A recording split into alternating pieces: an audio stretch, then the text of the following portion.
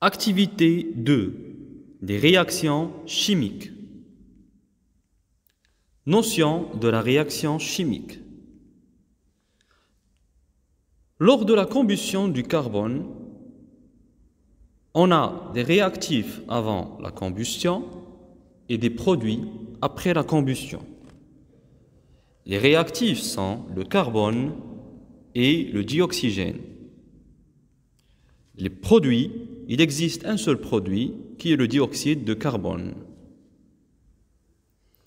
L'équation bilan de cette réaction chimique est, on a carbone C plus dioxygène O2 qui nous donne comme produit CO2, le dioxyde de carbone.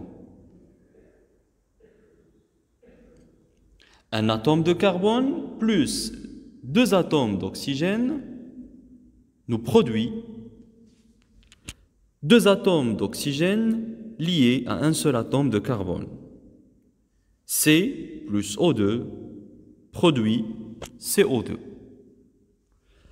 La réaction chimique est une transformation chimique au cours de laquelle des corps appelés réactifs disparaissent et de nouveaux corps appelés produits apparaissent. Les lois de la réaction chimique. On commence par la première loi, qui est la loi de conservation des atomes en genre et en nombre.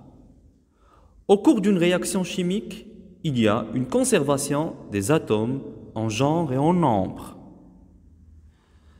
Lors de la combustion du carbone, on a un seul atome de carbone qui réagit avec deux atomes d'oxygène pour former un seul atome de carbone et deux atomes d'oxygène.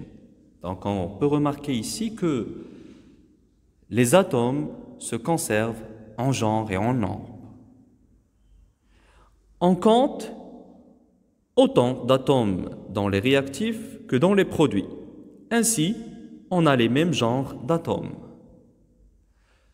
La deuxième loi, c'est la loi de conservation de la masse. Au cours d'une réaction chimique, la somme des masses des réactifs qui disparaissent est égale à la somme des masses des produits qui se forment. On dit que la masse se conserve, c'est-à-dire elle ne change pas. Cette conservation d'atomes en genre et en nombre, et même au niveau de la masse, est traduite par la fameuse citation d'Antoine Lavoisier: « Rien ne se perd, rien ne se crée, tout se transforme. »